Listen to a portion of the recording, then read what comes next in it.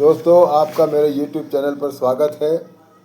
और राष्ट्रपिता महात्मा गांधी जी की आत्मकथा महा अमर कथा के अध्याय 106 खंड 3 में हम आगे जानेंगे। पिछले भाग में हमने जाना कि बापू जब स्वदेश के लिए निकले तब मिस्टर कैलन-बेक भी साथ आने वाले थे, पर महायुद्ध के कारण वायसराय हार्डिंग ने उनको अनुमति नहीं दी। इस योग का उनको बहुत दुख हुआ। यात्रा के दौरान बापू के स्वास्थ्य में सुधार हुआ और वे बम्बई पहुंचे।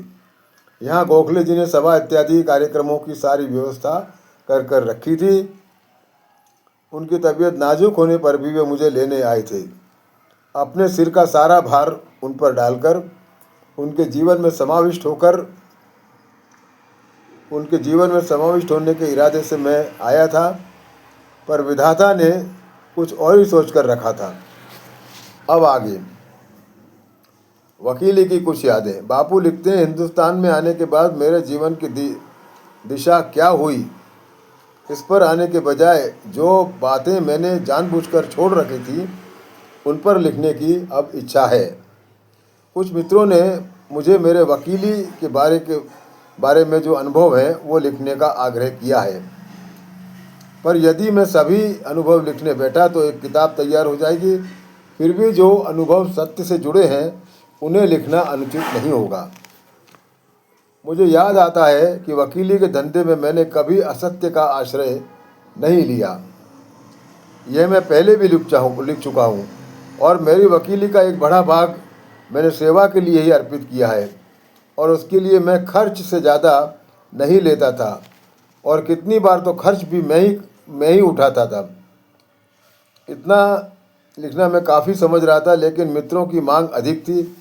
उनका ऐसा मानना था कि मेरे अनुभवों से वकीलों को कुछ सीखने को मिलेगा।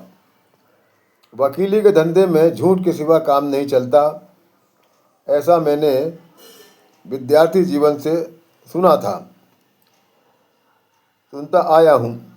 लेकिन मुझे तो झूठ बोलकर पैसा और प्रतिष्ठा कुछ भी हासिल नहीं करनी थी, अतः इसका मुझ पर कुछ प्रभाव नहीं होता था।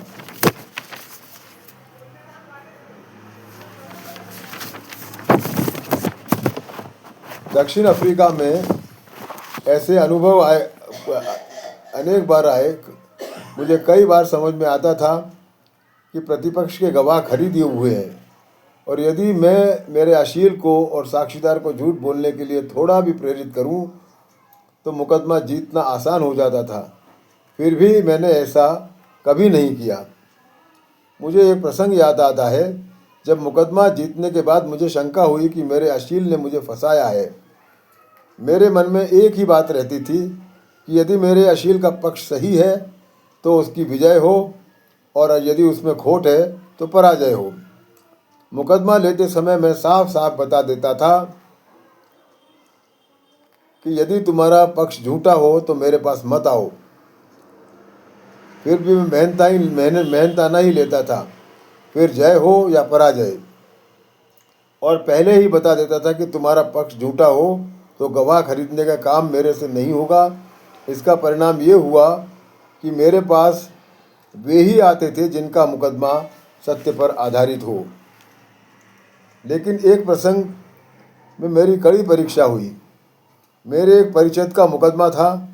जमा खर्च का मुकदमा लंबा चला और कई अदालतों में गया और बाद में एक जज को नियुक्त किया गया और फैसला मेरे अशील के पक्ष में आया, पर उसके जमा खर्च के हिसाब में थोड़ी सी चूक थी।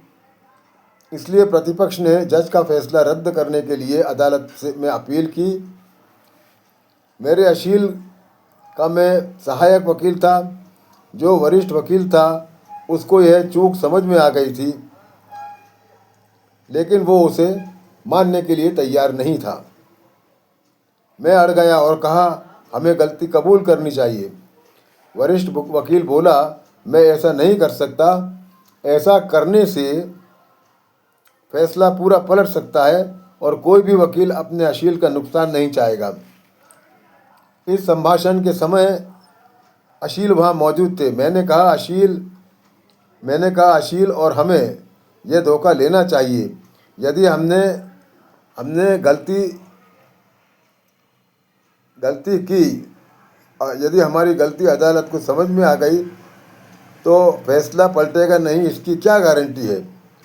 और गलती सुधारने से अशील को नुकसान भी हो तो उसमें आपत्ति नहीं होनी चाहिए। वरिष्ठ वकील बोले, तो ठीक, फिर मुकदमा आप लड़ेंगे। चूक कबूल करने में उसमें मैं कोई मदद नहीं करूंगा, ऐसा उन्होंने साफ कहा। मैंने कहा, आप नहीं खड़े होंगे और अशील की इच्छा हो तो मैं खड़ा रहूंगा, लेकिन यदि चूक कबूल नहीं करनी है तो मैं मुकदमे का कोई काम नहीं करूंगा। इतना बोलकर मैंने अशील की तरफ देखा। वह थोड़ा मुश्किल में दिखे। मैं मुकदमे में शुरू से था और अशील का मुझ पर विश्वास था और मेरा स्वभाव भी वो जानते थे। वो बोले, ठीक है, आप खड़े होइए, चूक कबूल करिए, नसीब में यदि हार होगी तो वही सही, लेकिन सत्य का साथ देने वाला तो ईश्वर है ही। मुझे अच्छा लगा। वरिष्ठ वकील ने फिर मुझे धमकाया और मेरी जिद की निंदा करते हुए धन्यवाद भी दिया। कोर्ट में क्या हुआ ये हम आगे देखेंगे। और ये प्रसंग भी यहीं समाप्त होता है। आपका बहुत बहुत धन्यवाद।